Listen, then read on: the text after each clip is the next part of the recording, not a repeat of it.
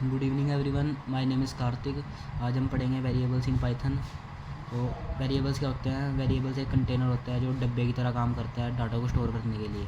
जैसे घर में अलग अलग चीज़ें रखने के लिए अलग अलग डब्बे होते हैं, वैसे ही जो वेरिएबल्स होते हैं उनको हम कंटेनर्स में स्टोर करते हैं। ठीक है, तो जैसे कि नेम है एक, उसमें हमने राम स्टोर किया है, name equals to Ram, age equals to 20। तो नेम एक वेरिएबल है जिसमें हमने राम को स्टोर किया है। ठीक है, और एज एक वेरिएबल है जिसमें हमने 20 स्टोर किया है। ठीक है, और वेरिएबल लिखने का सिंटैक्स क्या होता है? तो लेफ्ट हैंड साइड में वेरिएबल का नेम आएगा और राइट हैंड साइड में उसकी वैल्यू आएगी जो हम उसको असाइन करेंगे। जैसे एग्जांपल के लिए x इक्वल्स टू 10, जो है इक्वल्स टू है, इसको हम असाइनमेंट ऑपरेटर बोलते हैं, जो मतलब वैल्यू असाइन कर रहा है। x को वैल्यू उसने असाइन करी है 10, जो मतलब जो राइट हैंड साइड की वैल्यू होएगी वो लेफ्ट हैंड साइड में वेरिएबल है जो उसमें स्टोर हो जाएगी। ठीक है, अब है डिफरेंट टाइप्स ऑफ वेरिएबल्स। तो पहला आ जाता है इंटीजर, जिसको हम इंट भी लिखते हैं। वो होल नंबर्स के लिए होता है, सिर्फ 0 से लेके इन्फिनिटी तक। ठीक है, जैसे age equals to 20 and marks equals to 95, तो ये इंटीजर में आ जाएंगे। अगला है फ्लोट। फ्लोट मीन्स वही डेसिमल नंबर्स, फ्लोटिंग वैल्यूज होगी जिसमें पॉइंट आ रहा है। जैसे price equals to 99.99, height equals to 5.8 ऐसे। ठीक है, अब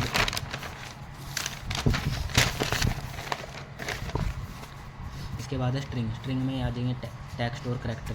ठीक है, जैसे name equals to Ram, city equals to Delhi, मतलब अल्फ़ाबेट्स वाले करैक्टर्स आ गए टेक्स्ट। ठीक है, अगला है बूलियन। बूलियन में ट्रू या फॉल्स, सिर्फ ट्रू और फॉल्स के लिए होता है बूलियन। जैसे एग्जांपल के ए इक्वल्स टू 10 और बी इक्वल्स टू 10 है, अगर हमें इस कंडीशन है is A equals to B, A equals to B है, हाँ ए इक्वल्स टू 10 है, बी इक्वल्स टू 10 है, तो ए इक्वल्स टू बी होगा तो ट्रू आ जाएगा। अगर A is not equals to B, जैसे A equals to 10, B equals to 1, A is not equals to B, तो फॉल्स होएगा।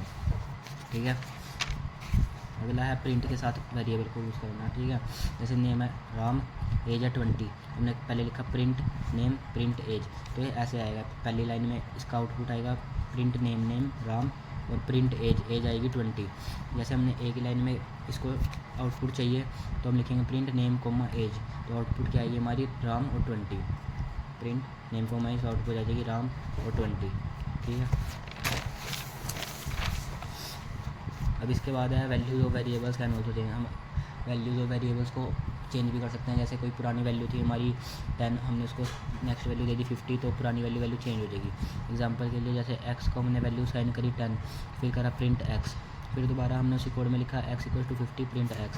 तो पहले हमने प्रिंट, तो आउटपुट क्या आएगी हमारी, तो पहले x था, उसके बाद हमने x इक्वल टू 10 था, तो उसके बाद लिखा प्रिंट x, तो पहले वो 10 देगा, फिर x इक्वल टू 50 लिखा, फिर लिखा प्रिंट x, फिर आउटपुट आएगी 50, तो 10 और 50 आएगी।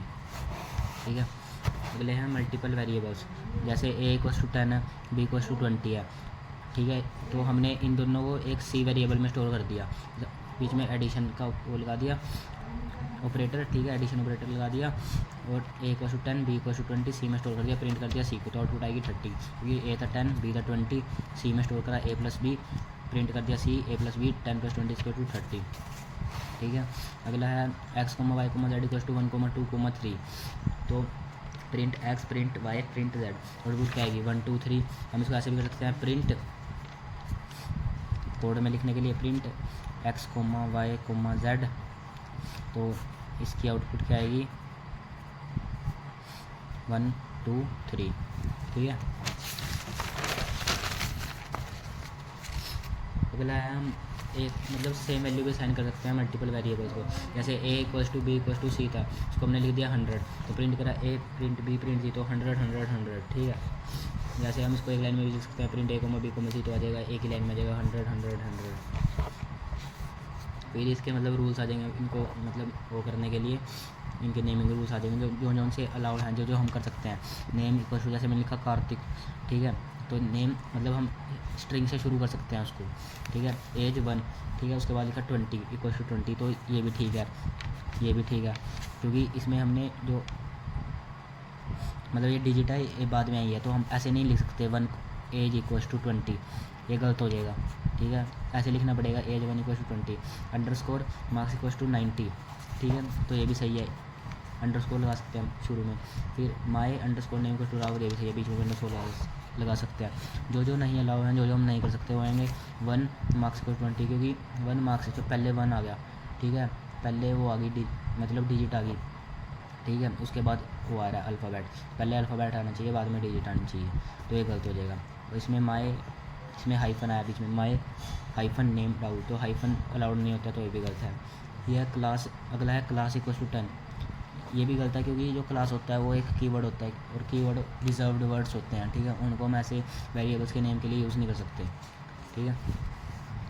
अगला है टाइप फंक्शन, मतलब ये वेरिएबल का टाइप बताता है, वेरिएबल का टाइप चेक करने के लिए हम इसको यूज़ कर सकते हैं, ठीक है। जैसे मैंने लिखा x equal to 10 print type of x, तो x इक्वल टू 10 मैंने बताया था पहले आपको कि जो मतलब ये 10 मतलब 0 से लेकर इन्फिनिटी तक जो होल नंबर होते हैं वो इंटीजर टाइप के होते हैं। तो हमने लिखा x equal to 10 print parenthesis अंदर लिखा टाइप पैरेंथेसिस x, तो उसके आउटपुट आएगी क्लास इंट मतलब इंटीजर।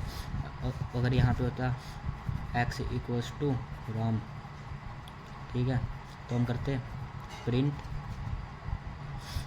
टाइप ऑफ x, तो इसकी आउटपुट आ जाती